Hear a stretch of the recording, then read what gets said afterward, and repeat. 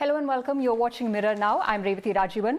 A year to go for the assembly election in Karnataka, and the political temperature has already gone up. And the Congress party seemed to have started on quite a high note.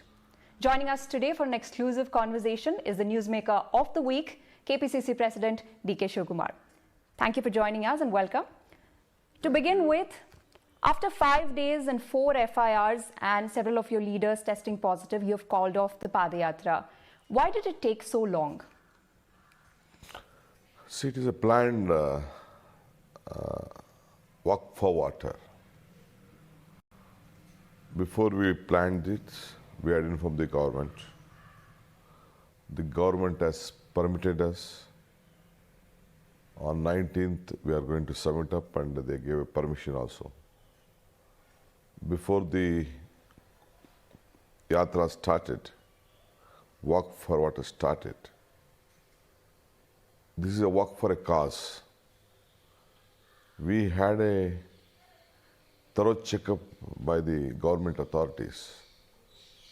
I officially had information taken by the district administration of Bangalore, Ramnagaram and different part of the states.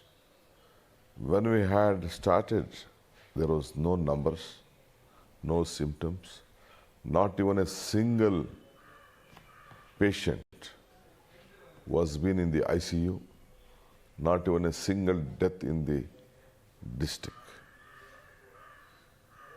Even the Chief Minister of the state had come to Ramnagaram, had a big meeting with all the officers, ministers, big function. He had a meeting in the banquet hall. About more than 5,000 people were there. There were no symptoms. Only the numbers shoot up when we started.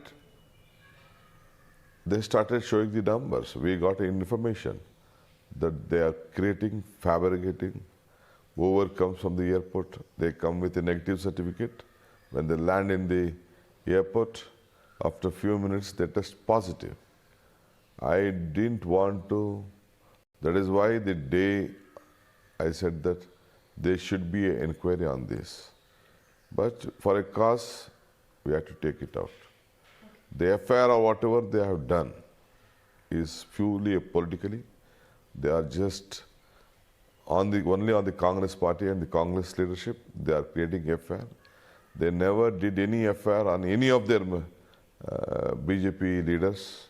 So many functions they would have done on the ministers itself, on the secretariat itself, who conducted various government official programs and various political rallies of different political parties. None they did.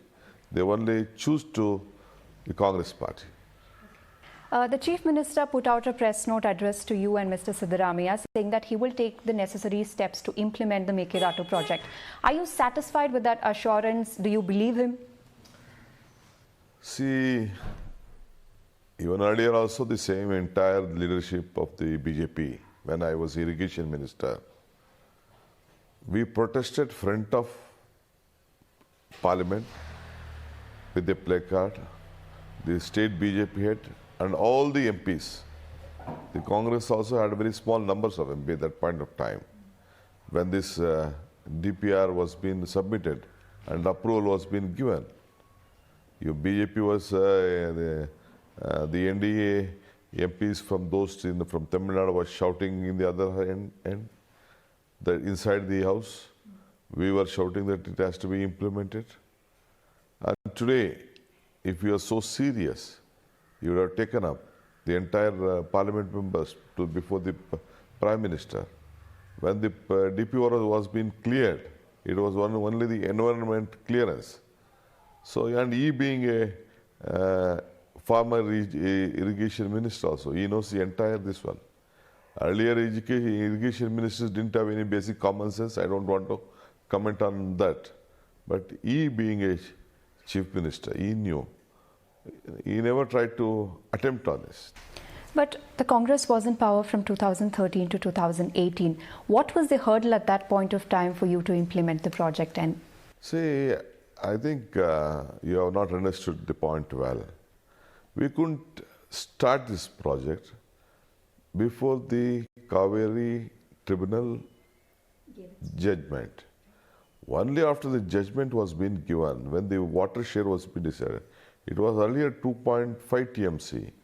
It came to 178 TMC. Then they said you can use 20 TMC for Bangalore. And this is then the balanced reservoir. Earlier, when I was a power minister, I was initiating only with the Shivakumar project. When again after that we stopped the Shivakumar project, having less than 1,000 crore project, we wouldn't have taken any permission. But now when we got a clearance, then we mooted, we called a global tender, we took a 4G exemption, we submitted at the time of Mr. Siddaramaiah and Mr. M.B. Patil was the irrigation minister. Then when we came again in a coalition government, they asked us to modify some issues. We modified, then we presented, then we accepted. I being a local MLA also, apart from being a minister of the government at that point of time, I knew the project well, I knew the terrain well, what was the land going on, what was the submersible going on, everything was a new DPO was being submitted. Then they accepted.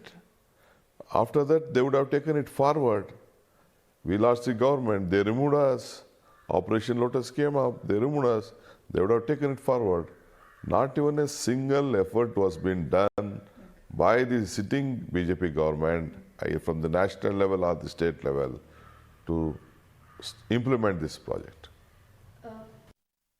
In Karnataka's political history, Padyatras have had a significant role. The Ballari Padyatra by Mr. Siddaramaiah, or Mr. Devegowda's Padyatra, or former Chief Minister S.M. Krishna's Padyatra for that matter. This Padyatra, is it a formal beginning of your election campaign for 2023? No, it is not my formal beginning. The day one I have been appointed as the president of the party in COVID times. This is not a very big third wave, don't seem to be this one.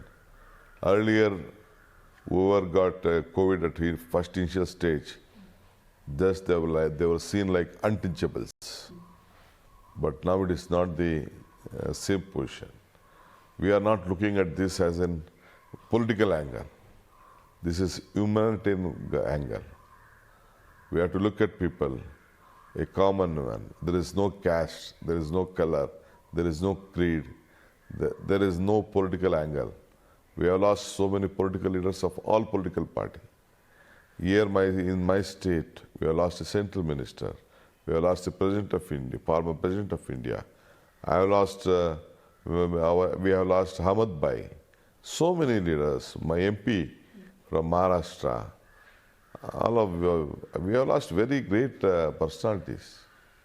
Even while you call this a Padyatra for a humanitarian reason, the health minister has said that there will be a definite rise in cases in districts from where people had attended the Padyatra. But you don't seem to agree with that. You're saying that the government is fudging numbers. Sure. Health minister sends a notice to me with a COVID patient. The district collector himself has got a COVID. The assistant collector has got a COVID. Even the day before, I got a notice to stop this. The DC signs that. How can I do that? He is in COVID. After signing, he is sending me within half an hour. Normally, I used to see at Yeddyurappa time in the hospital when COVID paper was there, they used to keep it for a day and send. He would have made the ADC to sign on his behalf or some other representative on the DC to sign. He DC himself signed and sent me a letter. Is he not trying to see that I will also become a patient? He is not trying to infect me. This is the government's strategy they are trying to make. But others who have taken part in the Padyatra, other leaders have tested positive. Where they might have tested not a year. Some other they might have tested. So many hundreds of them are there. So many children who have been tested there. So many people, not one. In 5 days, more than a lakh of people have been crossed each other. You see the photographs. This is all creation. Forget here. You go to the other places, you see the photographs. In Karnataka, even where the swearing ceremony took place, all the legislators were there, all the ministers were there, all of them were there. The Chief Minister had come to Ramnagar for a function. Why did not get that positive there? Why he got it at positive in Bangalore? I don't want to come with some of the astonishing names, but in general, the numbers are not correct. But I respect the whatever the health department's manual, rules and all. As a citizen, we have to respect it and we have to bind by the law of this country. Mekedatu, Mahadai, Kaveri, all of these water wars, are they being kept pending till the last minute to make it an election agenda? Because not just with your party, generally with all the political parties. See, I'm telling you this double engine government, why they're not serious? Okay, let us keep Mekedati apart. Madai judgment has been given earlier. Then they went and got it state, as Goa people. Already is been built. We have invested a lot of money there. It is one single MP. Karnataka has 28 MPs. The river is, the water is going to the sea there. It is not affecting Goa. Whatever it helps Karnataka, then it goes to sea. A basic courtesy to sort out this problem. Did the Prime Minister do? Did the Water Resources Minister do? Or Karnataka take initiative? Goa is a small state, whereas Karnataka is a very big state. See, the Karnataka is being looked not on a state matter. The entire people of the world come here, stay here, work here, settle here. Though the population is 1.5 crores, then it is an international city. Goa may be a tourism city, but this water is not used for there. For us, it is not a water for drinking. Here it is a water for drinking and irrigation. If they are using that water for drinking and irrigation, it would have been a point. And this way, from this reservoir, it helps Tamil Nadu. When there is a distress, it helps Tamil Nadu. Whatever 66 of TMC we are storing, it helps them, it helps us. Anything we can buy, we can create power through other means, not water. It is very difficult. So why are these issues coming up around election time? See, government should take it seriously. Okay. You should have a political will. According to me, a political will is important. BJP, I don't know what is agenda, but Tamil Nadu, they are opposing from the day one. Even at the time of before independence or Chola's time also, they are opposing it. This present BJP government came to power after several of MLAs from the Congress party switched sides. How do you evaluate the performance of the BJP government since 2019? We have also seen some of the anti-cow slaughter law or the anti-conversion bill and all of this coming. They have kept their promise. How do you evaluate the performance? So that is not the promises. That is politically, they are just working out of the sentiment of the people. Bringing cow slaughter bill, whom it has benefited? They are killing the farmers. They are killing the Hindus. I am an agriculturist. I have few number of cows. After its ages, some man comes, we give it some 20,000, 30,000, 40,000, we give, he takes away. Now they tell that you don't sell it to anyone. Give it to a Goshala. Where is that Goshala they have made? No Goshala they have made. As a farmer, I have lost money. Who are the agriculturists? Majority of them are Hindus. Majority of them are farmers, small farmers. Are they not killing the farmers? Have the government given any compensation? Let them give compensation to us. Let them bring 100 bills. We don't mind. Let them take one cow if they are so happy. Who brought this happy? After the age whenever want, we will request from all these farmers to give them. Let them take care of them. They will not do that. This is just an emotional issue which they are trying to blackmail the people of this country. Anti-conversion bill, is the Congress going to take a legal stand there? Are you going to fight it legally? We will fight it. That was not needed. That is also a political gimmick. It never works. See, I also come from a constituency. In two of my villages, Christians are there. Not even a single Hindu has been converted. They never forced. They never involved. They celebrate all our festivals. All our festivals. They are the part of the system there. This is just creation. Here that maybe with their own personal interest, some of them might have done. I don't tell completely no. But already there was a law of the country, there was a bill. See, here you should know that this Karnataka is a land of Basveshwara. Entire Lingais is being converted hundreds of years back with various religions to a Lingait. So many mutts, many number of communities have been converted. There is a big history. You please discuss with few mutt leaders, religious heads, then you will know. Entire Basvana, all the downtrodden people, all the farmers and all sections of the society, including the minorities, was being converted into Lingais. This is the history of Karnataka. Basavaraj Bommai replaced B.S. Yeddyurappa. The party wants him to be the face of the party in 2023 election. Do you think Mr. Bommai is going to complete his tenure and be that face that the party wants to be? See, already good luck to Mr. Bommai. Already he has been declared by this party leadership, Shinta leadership, you will be the face of for the next election. I don't want to comment on their party whether he will continue or not. When already they have said that you will lead the state, it is obvious we have to fight him out politically.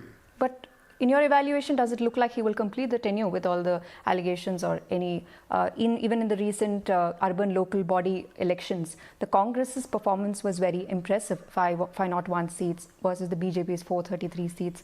Even in the Chief Minister's stronghold, his bastion too, the Congress did perform well. What factors led to this? See, I don't want to comment on all those issues and make them alert. One thing I can tell you, either it is a local body, whether it is a council, whether it is a by-election, Karnataka needs a change.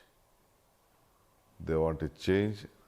They doesn't want this, the most corrupt government of this country, which has not ever seen 40% of corruption is being already, I think the chairman of the Contractor Association, president of the Contractor Association, has already given a letter to the Prime Minister himself. Investigation has not been started on this issue.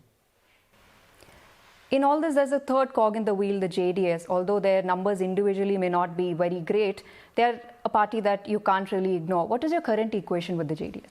No, see, they are a political party with their own stand, their own will, their own agenda. I don't want to comment on them, but they are also our political enemies. We have to face both of them together. Earlier, you have not shied away from appreciating the BJP's cadre-based party system, and you said it's good to take a leaf out of their book in that sense. Since the time you became the KPCC president, what changes have you brought structurally to the party, and how do you plan to take the party to power in 2023, if it does? See, we were a mass-based party. I wanted to be a cadre-based party, but time is not permitting, giving me a lot. This COVID, working out on this COVID, coming out of COVID, going with this by-election is taking us a lot of time. Even the membership has started now. Shrimati Sonia Gandhi has given us a time till 31st. But still we are not able to take it up in a very big way. Lot of agitations, lot of issues. Keep the workers on the tenterhooks. It's taking a lot of time. I believe we have to make it as a cadre baswi.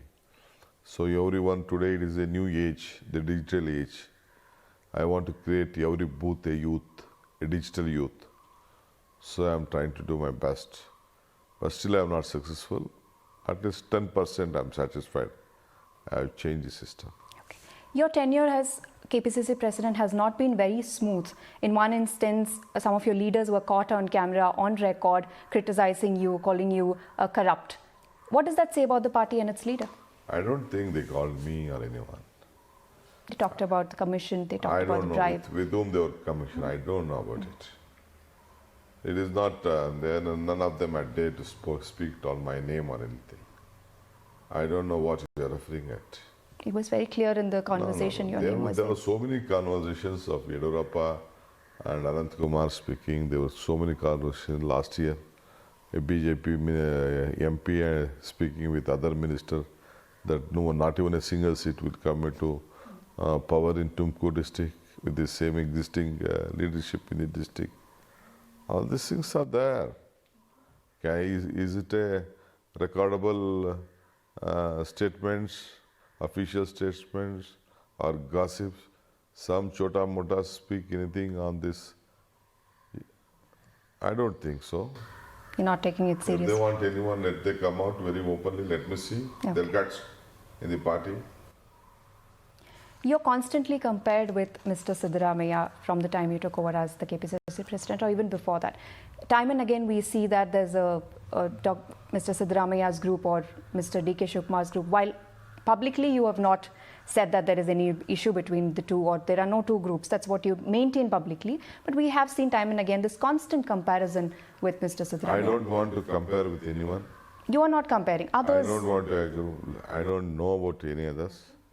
I don't believe, my only belief is to bring in the Congress party to power. The workers to have their flag on Vidhan Sabha. That is my agenda. I don't believe any groupism. I don't believe in self-promoting myself. Already I have been people have recognized me in leader, good or bad. Always I have been kept in news. I don't mind about it. And when this happens, when you take the party to power, this is a question that everybody has on their mind. Who would be the Chief Minister face? Who would be the CM candidate for your party then? The Congress party will decide on that. Do you see yourself as the Chief Minister in the near future? I'm not. Is there an ambition? My ambition is to bring party to power. Okay. You don't want to be the Chief Minister? Well, let's the party decide. It is not me, the decision. Okay. When do you plan to now continue the Padyatra? As soon as this COVID ends. I know that they will try to prolong it, not give us a permission for all these things. But I'll not sit quiet. It is not the time to sit quiet. Because of this, I don't want my party to be dried up or be lazy at home. I'll work out a strategy how I can keep my party cadres on the toes.